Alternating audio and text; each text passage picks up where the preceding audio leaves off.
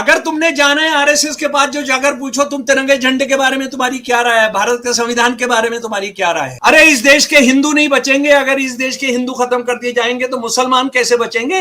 ये देश बचेगा तो मुसलमान भी बचेंगे। देश के आम लोग, देश के हिंदू मुसलमानों सबके खिलाफ जो एक गेम खेल रहे हैं, आरएसएस को एक बहुत महान चीज मानकर सारे सच्चाइयां जानेंगे तो शर्म आएगी, दुख होगा। और ये कि कौन लोग आज मुसलमानों के नाम से राजनीति कर रहे हैं, ये साजिश और ये कुकर्म भारत के साथ और भारत के मुसलमानों के साथ जो 2022 में शुरू हुआ था उसको हम समझ पाएंगे। कम्युनिटीज के भीतर से विरोध के बावजूद हम आगे बढ़ रहे हैं। हम इस बात से दुखी हैं कि दोनों समुदाय एक दूसरे को संदेह की नजर से देखते जा रहे हैं, कि एक दूसरे को शुबे की निगाह से देखते जा रहे हैं। और ये कहां पर बोल रहे हैं, ये आरएसएस ने जगह फराहम कराई है। देखिए 2022 में जब ये इन्होंने किया था तो ये जाकर आरएसएस के हेडक्वार्टर में मोहन भगवत के जाकर नीचे बैठे थे, वो ऊपर अपने तख्त पर बैठे थे और उनको कहा था कि आज हम महात्मा को मिलकर आ रहे हैं। लेकिन यहाँ पर जो है इन्होंने पूरा का पूरा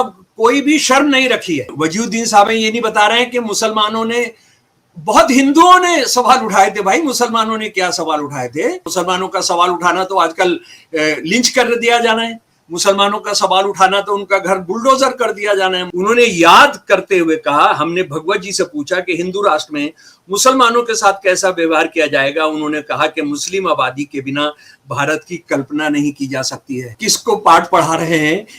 ये मोहन भगवत के बारे में कितना जानते हैं, ये कितने नालायक हैं और कितना इनका लिजलिजा इनका आरएसएस के बारे में जानकारी है।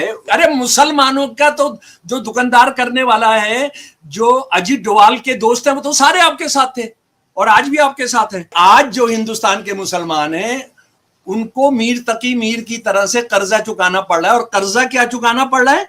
वो ये है, आज के मुसलमानों को हमारा जो पास्ट है इंडिया का, उसका कर्जा चुकाने को कहा जा रहा है। उन पर पार्टीशन, मंदिरों को नष्ट करने, दंगे भड़काने आदि का आरोप लगाया जा रहा है। मैं इन जर्नलिस्ट साहब को बताना चाहता हूं कि वो थोड़ा जो मुसलमान राज था उसके बारे में कुछ सच्चाइयां जान लें। ये जो मुसलमान राज था, ये मुसलमान राज नहीं था, ये हिंदुओं की ऊंची जातियों का राज था। औरंगजेब और शिवाजी इस्लाम और हिंदुइज्म के लिए लड़ रहे थे। लेकिन क्या ये जर्नलिस्ट जानता है कि शिवाजी से मुकाबला करने कभी भी औरंगजेब मैदान जंग में नहीं गए? औरंगजेब के सारे मुख्य मिनिस्टर्स, उनके वजीर जो थे वो हिंदू थे, ब्राह्मण थे, कायस्थ थे। मीर तकी मीर का उदाहरण देकर आप हिंदुस्तानी मुसलमानों को क्यों जलील कर रहे हो? इनका कोई लेना देना नहीं था मुसलमान राजाओं से।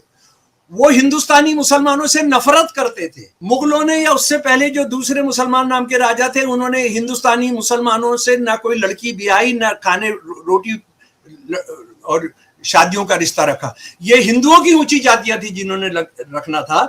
और आरएसएस वाले जो मुसलमानों पर हमला करते हैं, वहां रामलाल से पूछना चाहिए था, शायद उसका नाम रामलाल ही था आरएसएस वाले का, उससे पूछना चाहिए था, उसको बताना चाहिए था। तुम दलाल लोगों जो जिस आस्थाने पर जा रहे हो, वो ये कह रहे हैं हम इस संविधान में विश्वास नहीं करते।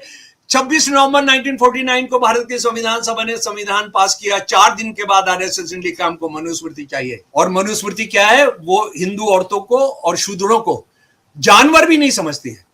बाबा साहब ने इसको जलाया था। नमस्कार दोस्तों, मेरा नाम हैदराबाद लखपी है और आप लोग मुझको इस वक्त का स्वतंत्र पर देख रहे हैं। आइए बात 3 जून की करते हैं, और 3 जून की हम बात क्यों कर रहे हैं वो आप समझेंगे। यहाँ पर दिल्ली में सिटीजन फॉर फ्रेटर्निटी भारत की ओर से एक परस्पर सम्मेलन हुआ 2026 में, जो Indira Gandhi national centre of arts में आयोजित किया गया। इसमें कई जो मुसलमान लोग थे, कई पढ़े लिखे मुसलमान थे, वो लोग वहां पर आए और उन्होंने एक बात रखी कि भाई वो लोग संवाद चाहते हैं। संवाद किससे चाहते हैं? आरएसएस से चाहते हैं। तो भाई ये संवाद चाहते हैं तो इसमें गलत क्या है और सही क्या है, ये सब लोग सोच रहे हैं, समझ रहे हैं। आइए जानते हैं, आपको बताते हैं कि ये कौन लोग थे जो गए हैं, और ये पहली बार नहीं गए हैं या क्या ये पहले भी गए। आइए इसको समझते हैं कि मुसलमान का एक वर्ग अगर आरएसएस के साथ संवाद चाह रहा है तो इसमें गलत क्या है। इसको समझाने के लिए, इसको जानने के लिए आप देख सकते हैं कि हमारे साथ शमशुल इस्लाम साहब हैं। सर, आज हम क्या साझा कर रहे हैं जो जरूरी है देश को जानने के लिए? नहीं, बहुत आपने अहम ये मसला चुना है बातचीत करने के लिए, क्योंकि इस देश में बहुत सारे मतलब हैसियत वाले मुसलमान जो सोचते हैं कि उनके पास इस्लाम का ठेका है, वो दानिश्वर हैं मुसलमानों के, उनको ऐसा लगता है कि वो मुसलमानों के लिए आरएसएस से कुछ कंसेशंस ले सकते हैं, है ना। वो जो है वो इस हिसाब से करते हैं। और ये 2022 अगस्त में भी हुआ था। उसके बाद इनकी बहुत इनकी यानी इनको बहुत जलील होना पड़ा था, लेकिन अपनी हरकतों से ये मान नहीं रहे हैं। और आप जानेंगे तो ये इतना शर्मनाक खेल खेल रहे हैं।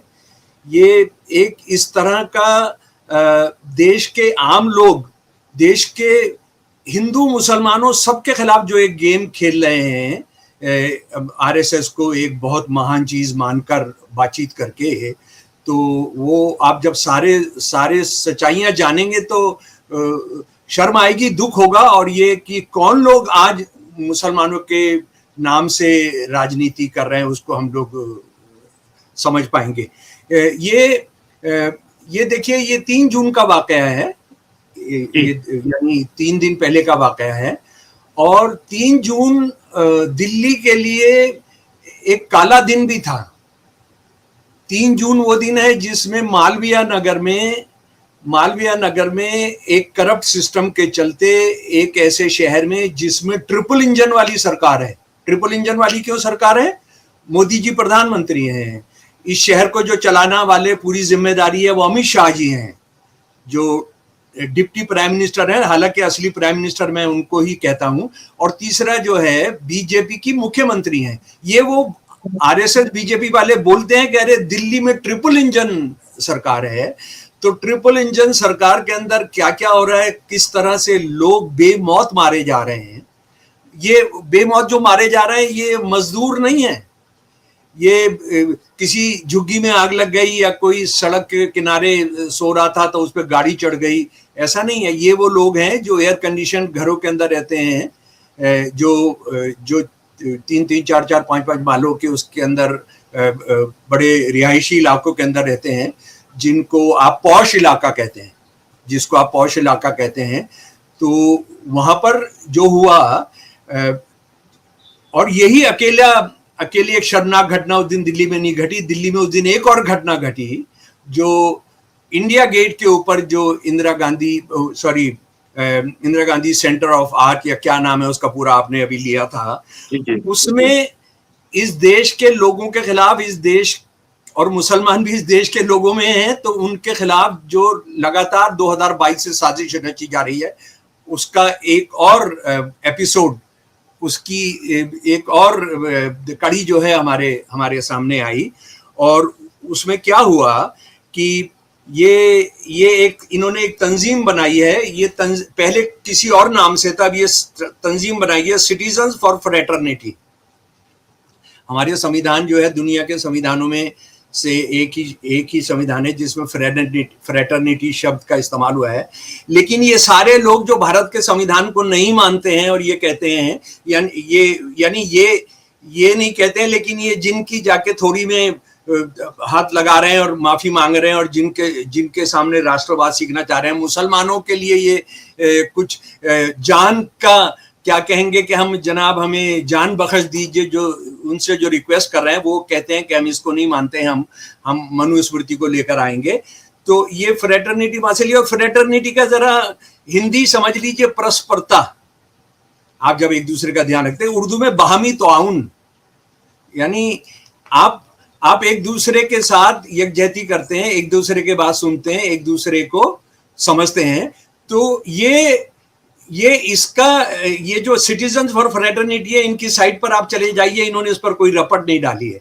लेकिन अलग से मैं हैदर अब्बास नकवी का और स्वतंत्र का बहुत शुक्रगुजार हूं कि उन्होंने मुझे, एक पत्रकार हैं, बड़ा बताया गया, बहुत बहुत बहुत बड़े पत्रकार हैं, मतलब इतने बड़े पत्रकार हैं कि इस देश को हजम करना उनको कैसे मुमकिन होगा। और मुसलमान तो बेचारे जिनके जो बहुत ही कमजोर गिरे पड़े हैं, वो कैसे इनको हजम करेंगे। मोहम्मद वजीउद्दीन साहब इनका नाम है। मोहम्मद वजीउद्दीन साहब की रपट जो है वो मैं पहले आपको सुना दे रहा हूं, सुन लीजिए जो उन्होंने कहा।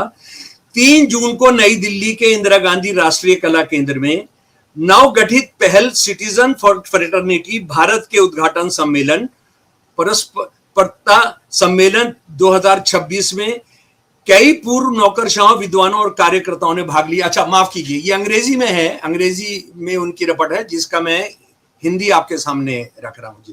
ये जानना और समझना बहुत ज्यादा जरूरी है, क्योंकि ये साजिश और ये कुकर्म भारत के साथ और भारत के मुसलमानों के साथ जो 2022 में शुरू हुआ था उसको हम समझ पाएंगे। संचालन की शुरुआत में वरिष्ठ पत्रकार जावेद एम अंसारी, जिन्होंने कार्यक्रम का संचालन किया, ने घोषणा की ये पूरी तरह से गैर राजनीतिक मंच है, यानी झूठ के अंबार, झूठ की जो है नदियां नाले बहाई जा रहे हैं, और समूह का एकमात्र उद्देश्य संवाद के माध्यम से शांति, सद्भाव और बंधुत्व, फ्रेटर्निटी यानी उसका मतलब है जो बंधुत्व जो है को बढ़ावा देना है। पहल के प्रेरक रिटायर्ड आईएएस अधिकारी, जामे मिल्लिया इस्लामिया के पूर्व वाइस चांसलर और दिल्ली के पूर्व उपराज्यपाल नजीब जंग ने कहा, उनको कोट किया इन्होंने, ये मेरे शब्द नहीं है, किसी और के शब्द नहीं है, जो जनाब ये महान पत्रकार मोहम्मद वजीउद्दीन साहब ने जो लिखा है। कम्युनिटीज के भीतर से विरोध के बावजूद, यानी मुसलमानों के बीच में विरोध के बावजूद हम आगे बढ़ रहे हैं, आगे बढ़ रहे हैं। हम में से कोई भी किसी राजनीतिक दल में शामिल होकर चुनाव लड़ने का इरादा नहीं रखता है। हम इस बात से दुखी हैं कि दोनों समुदाय एक दूसरे को संदेह की नजर से देखते जा रहे हैं। अब ये जनाब वजीउद्दीन साहब, आप हमको बताइए, मुसलमान किससे लेंगे टिकट? आप जिस दरवाजे पर आप दस्तक दे रहे हैं, जहां पर आप सोच रहे हैं आपको रेवड़ी मिलेगी, वो तो किसी मुसलमान को वोट दे, वो चुनाव में किसी को रखते ही नहीं है। तो ये आप ऐसे ही फजूल में अपना कि जनाब मेरी बहुत औकात है, मैं बहुत अहम आदमी हूं, अपने आप ही अपनी तारीफ कर रहे हो कि हम चुनाव नहीं लड़ना चाहते। अरे चुनाव तुम लड़ लो, तुम चुनाव के लड़े बिना तुम लड्डू खा रहे हो। तुम जो है, जो तुमने बड़े बड़े अफसर बड़े बड़े पदों पर रहे हो और अब तुम पदों के बाहर है, तो इनकी सरकार चल रही है, तो इनसे तुम फायदा उठाना चाहते हो जी। हम इस बात से दुखी हैं कि दोनों समुदाय एक दूसरे को संदेह की नजर से देखते जा रहे हैं, कि एक दूसरे को शुबे की निगाह से देखते जा रहे हैं। और ये कहां पर बोल रहे हैं? ये आरएसएस ने जगह फराहम कराई है। देखिए 2022 में जब ये इन्होंने किया था, तो ये जाकर आरएसएस के हेडक्वार्टर में मोहन भगवत के जाकर नीचे बैठे थे, वो ऊपर अपने तख्त पर बैठे थे, और उनको कहा था कि आज हम महात्मा को मिलकर आ रहे हैं और कितनी सादगी से रहते, उस पर हम आएंगे। लेकिन मैं बता दे रहा हूं कि वो जो था, जो इनकी अपनी पहल थी, अपने खर्चे पर गए थे, लेकिन यहां पर जो है इन्होंने पूरा का पूरा कोई भी शर्म नहीं रखी है। इन्होंने क्या किया है कि ये आरएसएस के एक आदमी, जो बड़े आदमी हैं, भूमिहार बहुत बड़े लीडर हैं, उन्होंने जगह उपलब्ध कराई और ये वहां चले गए। आगे ये खुद भी हमको यहाँ पता लगेगा। तो इन्होंने अब पूरा का पूरा जो है खर्चा पानी सारा उनका, इनको बुला लिया गया कि आकर जरा सा तुम बताओ कि आरएसएस कितनी महान है और आरएसएस से तुम क्या क्या चाहते हो। रिटायर्ड आईएएस अधिकारी और पूर्व मुख्य चुनाव आयुक्त एसवाई कुरैशी ने कहा कि सीएफएफ, यही सिटीजन फॉर फ्रेटर्निटी की शाखाएं पहले सभी राज्य राजधानियों में और फिर देश भर के जिलों में खोली जाएंगी। जंग साहब और कुरैशी दोनों ने कुछ साल पहले आरएसएस प्रमुख मोहन भगवत से हुई अपनी मुलाकात का जिक्र किया। कुरैशी ने कहा, ये फिर वही कोट कर रहे हैं जनाब, भगवत जी से मिलने पर हमारे समुदाय के सदस्यों ने हम पर हमला किया, लेकिन हमारा मानना है कि केवल बातचीत से ही हमें समाधान मिल सकता है। बातचीत, क्या बातचीत, कौन सी बातचीत? और ये जो अपने वजीउद्दीन साहब हैं, ये नहीं बता रहे हैं कि मुसलमानों ने, बहुत हिंदुओं ने सवाल उठाए थे। भाई मुसलमानों ने क्या सवाल उठाए थे? आप मुसलमान बेचारे पकड़ के आप मुसलमानों ने सवाल उठाए थे, तो मुसलमानों का सवाल उठाना तो आजकल लिंच कर दिया जाना है। मुसलमानों का सवाल उठाना तो उनका घर बुलडोजर कर दिया जाना है। मुसलमानों ने नहीं, अगर मैं शमसुल इस्लाम हूं और मैं मुसलमान हूं और वो मुझे मुसलमान मानते हैं, तो मैंने उठाया था और इंडियन एक्सप्रेस में इनको नंगा करते हुए मैंने सितंबर 27, 2022 को इनके कुछ सवाल पूछे थे, जिनका इन्होंने कोई जवाब नहीं दिया, सिवाय इसके कि मुझे मेरे साथ इन्होंने फिर गाली गलौज करनी शुरू की। तो ये भगवत जी से मिलने पर हमारे समुदाय के सदस्यों ने हम पर हमला किया, लेकिन हमारा मानना है कि केवल संवाद से ही हमें समाधान मिल सकता है। उन्होंने याद करते हुए कहा, हमने भगवत जी से पूछा कि हिंदू राष्ट्र में मुसलमानों के साथ कैसा व्यवहार किया जाएगा। उन्होंने कहा कि मुस्लिम आबादी के बिना भारत की कल्पना नहीं की जा सकती है। अभी हम आएंगे जनाब, इस पर आएंगे। हाँ, यानी ये किसको पाठ पढ़ा रहे हैं, ये मोहन भगवत के बारे में कितना जानते हैं, ये कितने नालायक हैं और कितना इनका लिजलिजा इनका आरएसएस के बारे में जानकारी है, उस पर अभी हम बात करेंगे।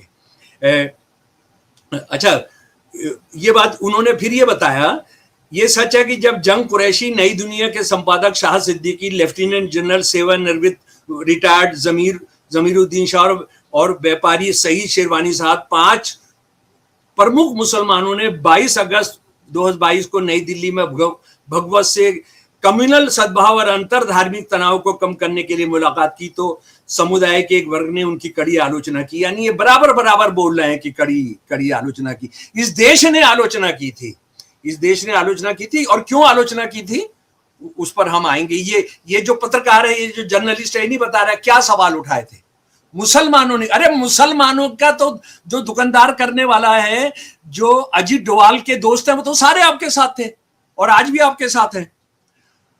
उन्होंने हम पर आरएसएस प्रमुख के साथ समझौता करने का आरोप लगाया।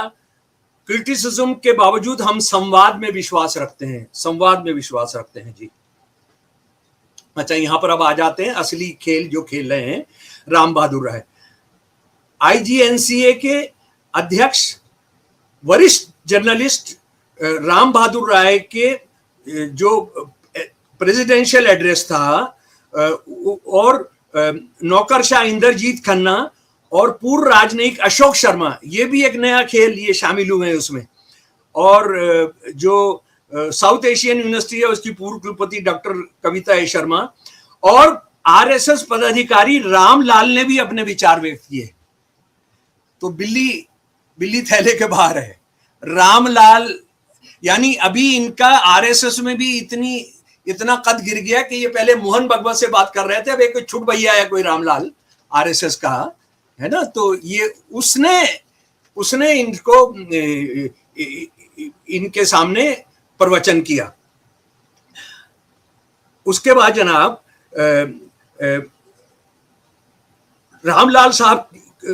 रामलाल ने समुदायों के कम्युनिटीज के बीच में गलत फहमियों को दूर करने और संबंध मजबूत करने की पुरजोर वकालत की और उनसे कई प्रश्न पूछे गए।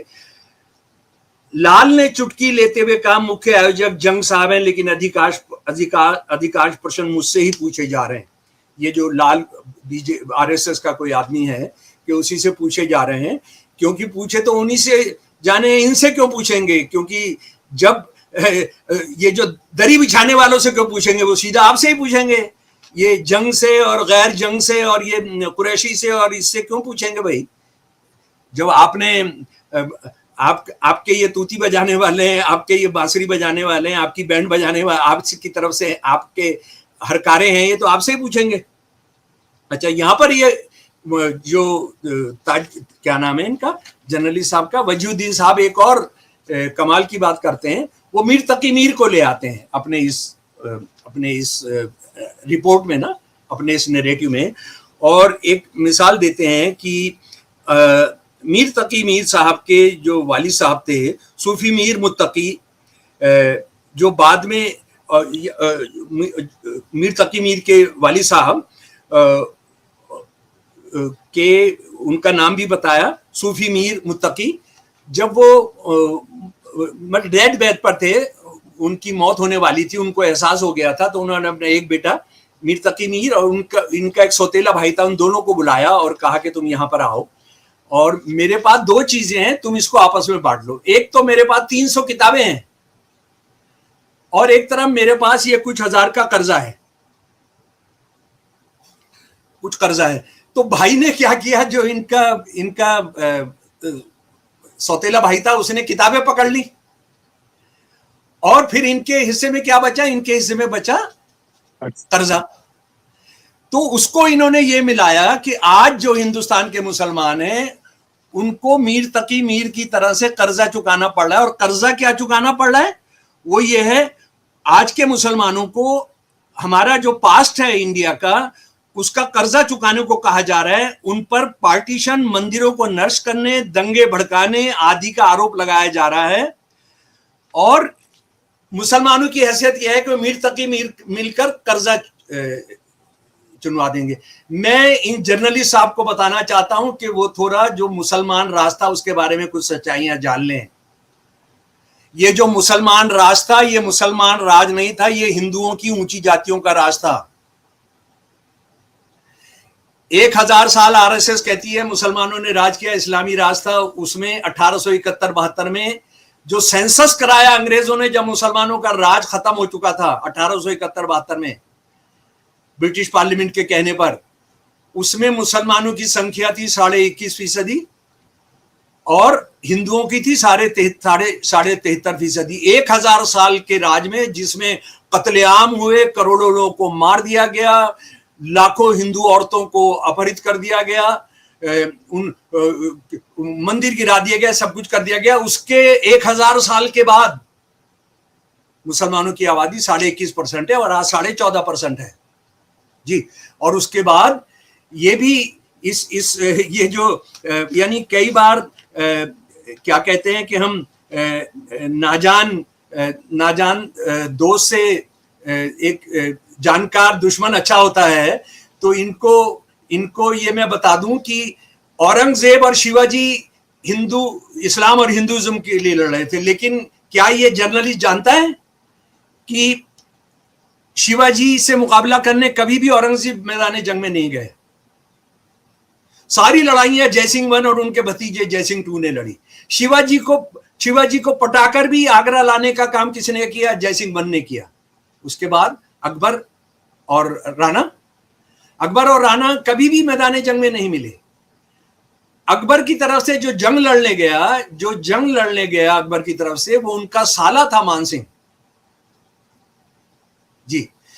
और ये जो सारे देश के अंदर जो कुछ अकबर के औरंगजेब के सारे मुख्य मिनिस्टर्स, उनके वजीर जो थे वो हिंदू थे, ब्राह्मण थे, कायस्थ थे। जो मुगलों के 300 बड़े कमांडर, जिनकी जीवनी मातरुल उमरा जो 250 साल पहले लिखी गई थी, उसमें लगभग 40% हिंदू हैं। राजा टोडरमल कौन थे? औरंगजेब का सबसे प्रिय जो कायस्थ प्रधानमंत्री था, उसका नाम था राजा रघुनाथ।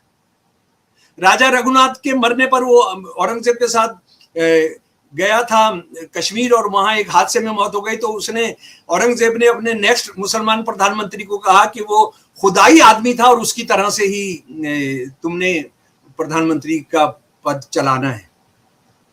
तो ये मुसलमान राज, मीर तकी मीर का उदाहरण देकर आप हिंदुस्तानी मुसलमानों को क्यों जलील कर रहे हो? इनका कोई लेना देना नहीं था मुसलमान राजाओं से। वो हिंदुस्तानी मुसलमानों से नफरत करते थे।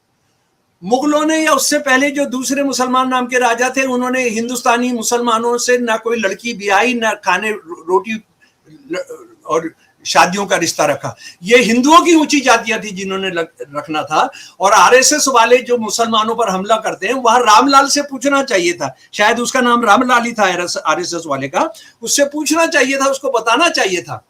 अच्छा, उसके बाद जनाब कितना जबरदस्त है कि राय साहब ने, ये जो भूमिहार हैं, ये बड़े भूमिहार नेता हैं आरएसएस के, बचपन से ही आरएसएस में हैं। और आरएसएस इनको बहुत पढ़ा लिखा आदमी मानता है और इसको बड़े अखबारों के एडिटर और ये सब रहे हैं। और अभी इंदिरा गांधी के नाम का जो सेंटर है उसको वो जागीर उनको दे दी है, जैसे मुगलों के जमाने में जागीर बढ़ती थी ना, ये जागीर इनको दे दी है ताकि इनका खर्चा पानी चलता रहे। राय साहब ने देखिए एक दूसरे की जो तारीफ कर रहे हैं, जंग को लंबा चांदी जैसे बालों वाला और बड़ा उत्साहित नेता बताया और उन्होंने कहा कि इससे जो है हिंदू मुसलमान एक साथ आएंगे। अच्छा अब देखिए, ये 3 तारीख को शाम को हो रहा है 4 बजे से 7 बजे तक इंडिया गेट के इलाके में। ये लोग हिंदू मुसलमानों के बातचीत की बात कर रहे हैं। इन्होंने उस दिन सुबह मालवीय नगर में जो लोग मारे गए 21 तो सरकार कह रही है मारे गए हैं, उसके बारे में कोई संवेदना व्यक्त की, उसके बारे में कोई विचार व्यक्त किया, उनके बारे में कोई बोला? बिल्कुल नहीं। ये जिस दिन कर रहे हैं उस दिन सर के बारे में इंडियन एक्सप्रेस का एडिटोरियल है कि आपने सब कुछ खत्म कर दिया। सुप्रीम कोर्ट ने इलेक्शन कमीशन को बंगाल का छोड़िए 1 करोड़ वोटों को बाहर किया, 27 लोगों को यह कहकर के इनका वोट है उनको वोट नहीं देने दिया, आपने उस पर बातचीत की। 21 लोग मारे गए आपसे 4-5 किलोमीटर। और ये जो दफ्तर है ना इनका, जहां इन्होंने एक तो इसकी जानकारी हमें करनी चाहिए कि ये जो जिया सराय हौस खास में जो इनका दफ्तर है वहां से 3 किलोमीटर है। अभी गूगल में देखिए 3 किलोमीटर है। इनको वो जो वहां जो कत्ल हुआ, जो हत्याएं हुई, वो मौतें नहीं है, जलकर नहीं मरे हैं, वो कत्ल हैं, उनके बारे में इनको बात। जहां हिंदू मुसलमानों ने एक दूसरे को बचाया, जहां मुसलमानों ने अपने गद्दे वालों ने गद्दे बिछा दिए और सारी दुनिया मान रही है कि मुसलमानों ने जो रोल अदा किया। वो सुबह से शाम तक गाली खाते हैं लेकिन वो कोई भी मदद करने के लिए पीछे नहीं रहते। इन्होंने बताना चाहिए था उनको, आरएसएस वालों को, कि तुम मुसलमानों से सबक सीखो और मुसलमानों को शाखा में आने दो ताकि तुमको कुछ इंसान बना सके। उसके बाद जनाब क्या हो रहा है, आज जो 6 तारीख है, आज सारे देश से नौजवान आए हैं, दिल्ली से नौजवान आए पेपर लीक को लेकर सारा देश। ये 3 तारीख को मिल रहे हैं लेकिन पेपर लीक को लेकर कुछ भी इनका कोई लेना देना नहीं, इन्होंने कोई बात नहीं की है। और पेपर लीक को लेकर जो ये तो क्योंकि ये बंदे कई अखबारों में लिखते रहते हैं ना, मैं इंडियन एक्सप्रेस का एडिटोरियल फिर एक पढ़ रहा हूं। ये जो 2022 से लेके 25 तक, जो उससे पहले की तो बात ही नहीं कर रहे हैं, सैकड़ों जो पेपर लीक हुए हैं, व्यापम से लेकर मध्य प्रदेश का आप जानते हैं व्यापम, 100 से ज्यादा लोग मारे गए, उसमें आत्महत्या किया, मरवा दिया गया उसको दबाने के लिए। उसमें ऑफ दी 2022-2025 के बीच में of the 1658 arrested, only 925, about 55% were charge शीटेड। और उस चार्ज शीटेड में से भी such impunity raises troubling questions about the state's commitment to restoring the integrity of the examination that shape the future of billions। अरे तुम मुसलमानों की बात कर रहे हो, तुम बताओ आरएसएस की सरकार ने 2 इंजन 3 इंजन 4 इंजन 5 इंजन, ये जो सरकार है इसने हिंदुओं का क्या हाल करके रखा है। मुसलमान तो इन कंपटीशंस में ज्यादा जाते नहीं है, मुसलमान तो सड़कों पर बचाने के लिए ही आते हैं। मुसलमान जो है आपके सामने, मुसलमानों में गुंडे भी होते हैं लेकिन मुसलमान के तौर पे गुंडे नहीं होते हैं, वो गुंडे होते हैं। रावण जो है वो मुसलमान नहीं था, तो रावण के जुर्मों को अगर आप उसके धर्म से जोड़ोगे तो फिर उसके बाद रामलाल और ये सारे कहां ये कहां पहुंचेंगे, इसको भी हमको समझना पड़ेगा। तो बुनियादी बात यह है, जो मतलब आखिरी बात जो मैं करना चाहता हूं लेकिन वो थोड़ी सी लंबी है, वो ये है, और ये सवाल मैंने 2022 के अंदर उठाए हुए इंडियन एक्सप्रेस का, हम उसका लिंक डाल देंगे जो साथी पढ़ना चाहते हैं उसको। सवाल ये उठाए हैं, आप इस देश के मुसलमानों को बचाना चाहते हैं, वो तभी होगा जब इस देश का संविधान जिंदा रहेगा। इस देश में जनतंत्र रहेगा तो माइनॉरिटीज भी बचेंगी, और मेजोरिटी भी बचेगी। बाबा साहब का दिया हुआ जो संविधान है, तुम जिसके आस्थाने पर जा रहे हो, तुम दलाल लोगों जो जिस आस्थाने पर जा रहे हो, वो ये कह रहे हैं हम इस संविधान में विश्वास नहीं करते। 26 नवंबर 1949 को भारत की संविधान सभा ने संविधान पास किया। 4 दिन के बाद आरएसएस ने लिखा हमको मनुस्मृति चाहिए। और मनुस्मृति क्या है? वो हिंदू औरतों को और शूद्रों को जानवर भी नहीं समझती है। बाबा साहब ने इसको जलाया था 25 दिसंबर 1927 को, और कहा था कि 25 दिसंबर को हर साल मनुस्मृति दहन दिवस किया जाए। ये जो दलाल हैं, ये भारत के तिरंगे के बारे में क्या कहते हैं? भारत के तिरंगे के बारे में क्या कहते हैं वो जरा सा सुन लीजिए। ये कहते हैं तिरंगा मनहूस है, इसमें 3 रंग हैं। अगर तुमने जाना है आरएसएस के पास जो जाकर पूछो तुम तिरंगे झंडे के बारे में तुम्हारी क्या राय है, भारत के संविधान के बारे में तुम्हारी क्या राय है, ये तुम वहां जाकर पूछो। और उनसे ये पूछो कि तुम जो हिंदुओं के बारे में तुम्हारा क्या एजेंडा है, हिंदू औरत के बारे में क्या तुम्हारा एजेंडा है। हम बार बार इसको कर चुके हैं, इसको हम बार बार पढ़ चुके हैं। गीता प्रेस जो आरएसएस के हाथ में है, गीता प्रेस जो आरएसएस हिंदू धर्म का सबसे बड़ा प्रकाशन विभाग है, उसमें साफ लिखा हुआ है 30 से ज्यादा किताबें आरएसएस चलाता है गीता प्रेस को। क्या औरत को मारा जा सकता है? हिंदू औरत को, या उसके पिछले जन्म के उसके जो कुकर्म है वो धुल जा रहे हैं। क्या सती होना चाहिए? सती होना अनिवार्य है, सती होना कोई परंपरा नहीं है। ये तुम पूछने गए वहां से? अरे इस देश के हिंदू नहीं बचेंगे। अगर इस देश के हिंदू खत्म कर दिए जाएंगे तो मुसलमान कैसे बचेंगे? ये देश बचेगा तो मुसलमान भी बचेंगे। इस बात को बहुत अच्छे तरीके से समझना चाहिए। अच्छा, इसमें 1-2 बंदे नहीं दिखे हैं इसमें। एक वो बड़ा पत्रकार और वो क्या नाम है, सिद्दीकी, शाही सिद्दीकी साहब कहीं बाहर गए हुए होंगे या कुछ बात होगी। ये सारे वो लोग हैं जिनको गिरगिट भी शर्मिंदा हो जाए देखकर। ये वो लोग हैं जिन्होंने हर पार्टी के राज में मौज मस्ती की है। शाही सिद्दीकी तो वो ऐसा आदमी है जिसने कितनी पार्टीज का मेंबर पार्लियामेंट, जिसका राज होता था ये उसका मेंबर पार्लियामेंट राज्यसभा का बंदा हो जाता था। ये जो जंग साहब है, गोरे चिट्टे लंबे, जो राय साहब ने बताया उनको, ये मुसलमान पत्रकार की रिपोर्ट के हिसाब से ये कांग्रेस के जमाने में लगाए गए थे लेफ्टिनेंट गवर्नर, और पलटी खाई इन्होंने। जैसे ही कांग्रेस का राज गिरा, ये पलटी खा के दूसरी तरफ आ गए। और इन्होंने जामिया जाकर क्या किया? जामिया जाकर इन्होंने क्या किया? जामिया जाकर इन्होंने जो करना था, जो कांग्रेसी और आरएसएस वाले जो जामिया को लेकर करते, मुसलमानों से जुड़ी हुई जो यूनिवर्सिटीज हैं उसको आईएएस या आईपीएस चलाएं। एक जनरल साहब है इसमें, जो इसमें नहीं थे 3 तारीख के, उसमें वो अलीगढ़ यूनिवर्सिटी के वाइस चांसलर बने थे। कोई मुसलमानों में तुम्हें पढ़ा लिखा आदमी नहीं मिलता है जिसको बना दे। तुमको लेफ्टिनेंट जनरल को तुमको वहां ले जाके बनाना पड़ता है। और इस देश के लिए शर्म की बात है कि इस तरह के लोगों को अपने आप को मुसलमानों का नुमाइंदा कह के मुसलमानों को बचाने के लिए जा रहे हैं। ये हिंदुत्व को बता रहे हैं कुरैशी कि ये हिंदुत्व एक समावेशी, मोहन भगवत ने इनको बताया कि हिंदुत्व एक समावेशी अवधारणा है जिसमें सभी समुदायों को समान स्थान प्राप्त है। इतने जाहिल मुसलमानों के लीडरशिप का दावा करने वाले हो सकते हैं, वो ये लेके चले जाते bunch of thought. Chapter 16 internal threats, number 1 internal threat मुसलमान, नंबर 2 ईसाई। We are our nation who define.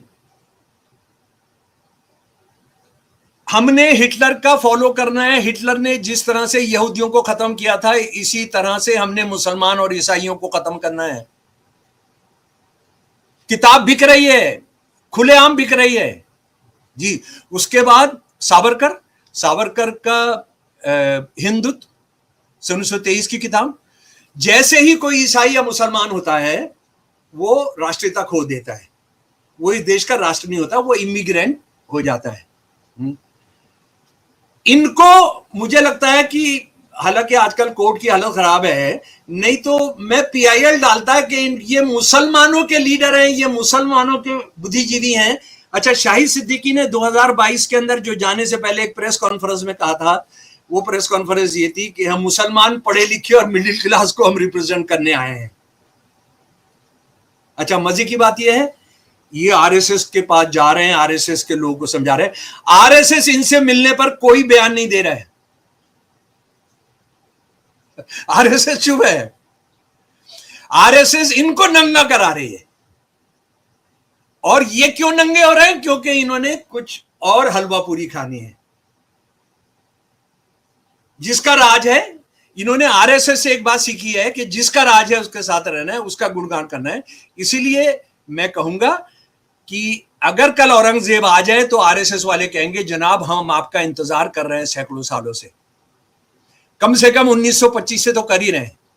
ये सारी वो क्लास है। ये सचमुच में मुसलमानों को दाखला देना चाहिए आरएसएस को और इनको भर्ती करे। जी जरा सा एक दो चीज और मैं देख रहा हूं। हाँ जी, ये मुस्लिम बुद्धिजीवी, मुसलमान इंटेलेक्चुअल, सरकारी दलाल है ये। वो एक पूंजीपति है, उसने क्या क्या फायदे उठाने हैं, क्या क्या नहीं करना है, वो सब है। बात यह है कि सरकार के बिना, माई बाप के बिना इनकी जिंदगी मुश्किल होती है और इनके सारे हिसाब किताब, इनकी सारे धंधे, इनके बिजनेस, इनके विदेशों से संबंध, ये सारे मुसलमानों के जो नेता है इस सबको पता किया जाना चाहिए। और मुसलमानों का एक मिडिल क्लास, ऊंची जाति का जो एक सेक्शन है, वो इनको खूब घुमा रहा है, खूब घुमा रहा है। और उसमें एक बहुत ताज्जुब हुआ मुझे तो यकीन नहीं आया, एक अशोक शर्मा जी भी इसमें आ गए जो बड़े प्रगतिशील आईएएस माने जाते हैं, उसको भी इन्होंने करे। एक दलित है बड़ा लीडर, वो भी मैंने देखा इसमें आ गए हैं। अच्छा, वो जो आप इसका कमेटी देखेंगे ना, इसकी जो कमेटी है, कोई पैटर्न है, कोई चेयरमैन है, कोई प्रेसिडेंट है, क्या क्या है जनाब। तो लूटिए ये हिंदुओं को नहीं छोड़ रहा है तुम, इनके हाथों से इन ये जो क्या कहेंगे हम, गिद्ध हैं, इनसे तुम मुसलमानों को बचवा लोगे, हिंदू तो बच नहीं पा रहे हैं। लेकिन तुम्हारी अपना मौज मस्ती हो जाएगी, करते रहो भाई। आरएसएस के दरबार में जो ये गिड़गिड़ा रहे हैं, इनमें दो बहुत वरिष्ठ एडमिनिस्ट्रेटिव अफसर रहे हैं। यानी एक तो चीफ इलेक्शन कमिश्नर रहे हैं, भारत के संवैधानिक एक बड़ा पद है, और उसके बाद दूसरे साहब जो लेफ्टिनेंट गवर्नर रहे हैं, वो वाइस चांसलर रहे हैं, और प्रजातंत्र जो जनवादी संविधान है उसके लिए रहे हैं। वो इस बात को जानते हैं कि जनतंत्र और तानाशाही या राजशाही में जो अंतर होता है वो होता है कि जनतंत्र जो है एक नियम से, एक सिस्टम के तहत चलता है। यानी अगर मुसलमानों को शिकायत है तो इनको इतनी अकल होनी चाहिए इन दोनों सीनियर अफसरों को कि हम प्रधानमंत्री के पास जाएंगे, हम होम मिनिस्टर के पास जाएंगे, हम राष्ट्रपति के पास जाएंगे, हम कोर्ट जाएंगे, हम थाने जाएंगे, जो हमको दिए गए हैं, हमारे संविधान ने हमको वो संस्थाएं दी हैं। ये आरएसएस की क्या हैसियत है? आरएसएस की संवैधानिक हैसियत क्या है? अगर आप ये कह रहे हैं कि क्योंकि आरएसएस ही सरकार चला रही है, तो इसका मतलब ये है कि अगर किसी को कोई गुंडा मोहल्ले के अंदर परेशान कर रहा हो तो वो थाने ना जाए, पुलिस में रिपोर्ट ना कराए, कोर्ट ना जाए, किसी मंत्री से, प्रधानमंत्री से फरियाद ना करे, बल्कि वो उस गुंडे से समझौता करे। ये दो बड़े अफसर, भारत के बहुत सीनियर अफसर, वो कितनी नालायकी का काम कर रहे हैं, कितना घटिया काम कर रहे हैं। इससे यानी उनका संविधान में कोई आस्था नहीं है और वो ये चाहते हैं कि हम एक गैर संवैधानिक संस्था के सामने जाके मुसलमान नाक रगड़ें। इससे ज़्यादा शर्म की बात क्या हो सकती है? धन्यवाद। तो ये आपसे साझा करना जरूरी था, आपको समझ में आए कि क्या चल रहा है, कोई जो बोल रहा है उसके पीछे की हकीकत क्या है। इसी तरह की सच्चाई हमेशा आपके साझा करता रहेगा। तो स्वतंत्र का यही वादा है तो अपने दोस्त हैदर अब्बास नकवी को इजाजत दीजिए। नमस्कार।